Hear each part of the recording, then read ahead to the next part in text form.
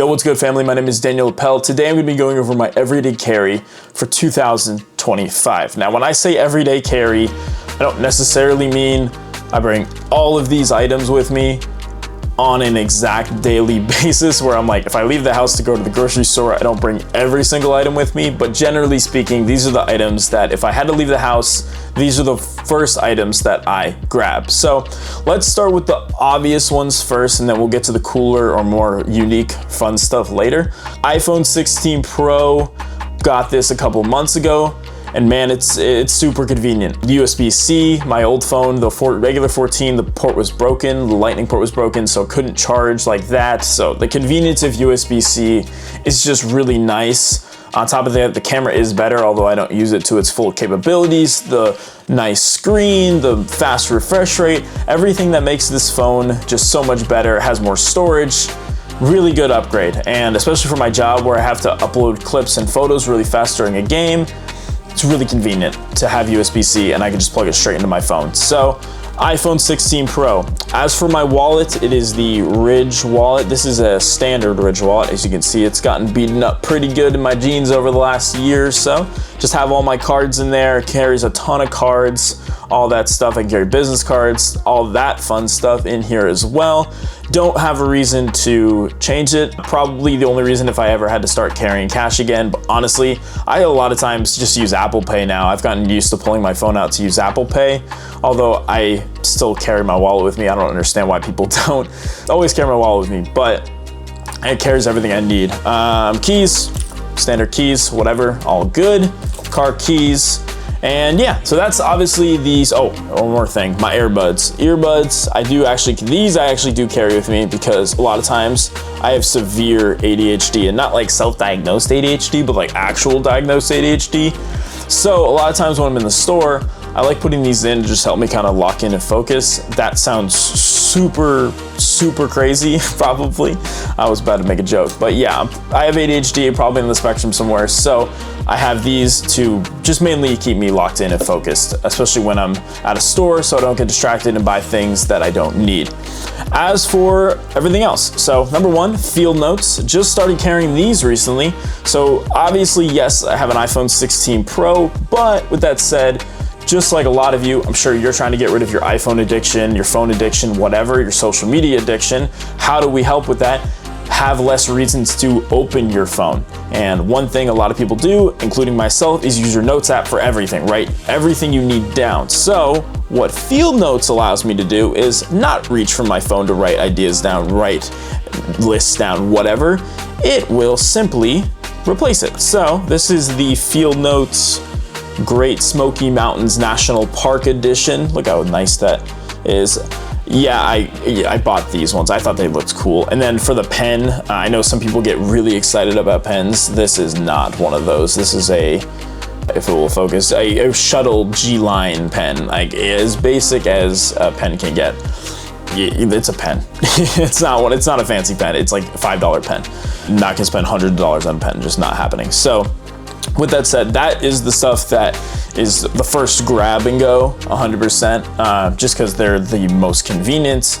It's the stuff I'll actually use more than likely. But of course, there are other things, just like I'm sure a lot of you, that depending on the situation, you will go for as well. So let's start with the cameras that I sometimes bring with me.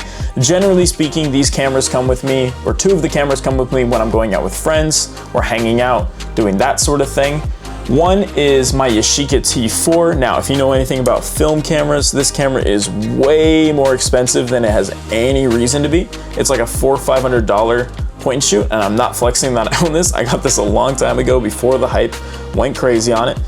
It's a really nice point and shoot. Wouldn't recommend buying it, but it isn't for that price anyway. It is a really nice point and shoot, gets the job done. Whenever I bring this camera into the camera shop, all the film camera guys love this camera. So it's a really nice point and shoot. Probably don't use it as much as I should, but it is convenient. My friends, or like people who aren't into film, love seeing film. They think it's super cool and unique. So I do like bringing this with me. This one probably comes with me more, obviously with the size convenience. If I'm going like somewhere else where I know I'm gonna be taking photos, I'll bring my Canon AE1 with me. If you have ever heard about film or took photography classes in high school, this is the camera that everyone used. This is your pretty much standard basic SLR. Has all the nicks and crannies of a basic SLR. I mean, it's essentially your rebel cameras of the day. Really good. Thought it was broken, wasn't broken. About to go get the film developed from my press kit trip a couple weeks ago, and I'm excited to see those photos now that I know they're going to come out normal looking.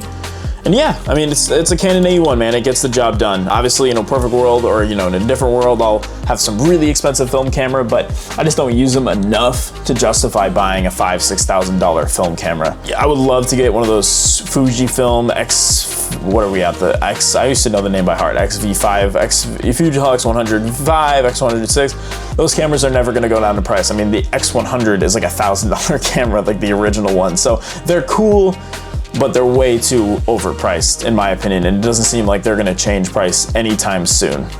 All right, now we got the next camera, the DJI Osmo Pocket 3. This is a brand new camera I just got. It's great for vlogging. Highly recommend if you are a social media creator but you don't want to buy a super expensive camera. This thing has a built-in gimbal. If you buy the creator combo for a couple $100 more, you get the mic with it. Really good for social media creation. I think if I ran like a real estate company and I didn't want to go get a videographer, I would just get this because I think it'll just make just as good content for Instagram, stuff like that. Obviously, when you start getting more bigger projects, you're gonna want the fancier cameras, but for basic stuff, this really gets the job done. And again, it's great for vlogging. Really easy to carry around. It's steady, all that good stuff. Is vlogging like a big deal anymore? I feel like when I go to a store and I bring this with me, no one bats an eye. Either they think I'm crazy and they're like, don't talk to this guy, or everyone's like, oh, he's just vlogging, it's not a big deal. It's funny how things change. All right, and last but not least, as far as everyday carry, stuff I could carry with me, my game consoles. We'll start with this one. This is the Gameboy Advance SP, or Gameboy Advance, sorry, not the SP. This is one of those really fancy modded, really cool modded ones with the nice screen, the whole nine, stuff like that. I don't use this a lot, but it is convenient. Again, it's a modded one, so I'll put Pokemon in here, whatever. I have a whole thing of GBA games that I like to have. And yeah, and then the one I've been carrying recently with me, because I'm going through Pokemon Platinum again, is my DS Lite. Man, DS Lite, this is the console, man. I couldn't tell you how many hours I put onto the DS Lite when I was a kid. But right now it's been a Pokemon Platinum machine. It's been super fun to go back and play it. I haven't played it fully through since I was a kid.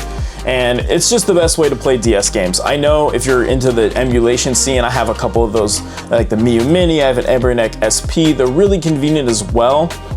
But I like carrying the DS Lite with me because I think the DS Lite is the best way to play DS games. I don't really think there's a clear way mobilely to emulate DS games, at least on those small screens, just because you need generally speaking, you need both screens. Now, what I have in here currently is this thing called an R4 card, which is basically just allows me to download the games and put them onto a micro SD card. Yes, I understand what you're thinking. Don't worry, I of course own all the games legally. Wink wink, aka I'm not gonna spend $200 for Pokemon Platinum, but do wanna buy it at some point because obviously Pokemon Platinum is like my favorite Pokemon game of all time. Not obviously, but Pokemon Platinum is my favorite Pokemon game of all time. So if I ever find it for a normal price, I will buy that. But with that said, that's it, man. That is what I carry with me on a daily basis. So I know some of the stuff doesn't obviously come with me, like I said, every single time, but generally speaking, this is all the stuff I gravitate towards first, unless I'm traveling. And if I'm traveling, then like my Steam Deck will come with me, my laptop, all that fancy jobby and good stuff. But I appreciate y'all watching today's EDC Everyday Carry. Let me know what your EDC is. Obviously, I don't have a gun, I don't have a knife, stuff like that. Just not necessary for me for what I do. I'm all social media, video, photo creation, so knife and gun isn't what I need. But if you do, that's dope. Let me know what you'd be carrying in the comments section below. I look forward to hearing from y'all, and I'll talk to y'all in the next one. Might be Pokemon related. We'll have to see. Goodbye, guys.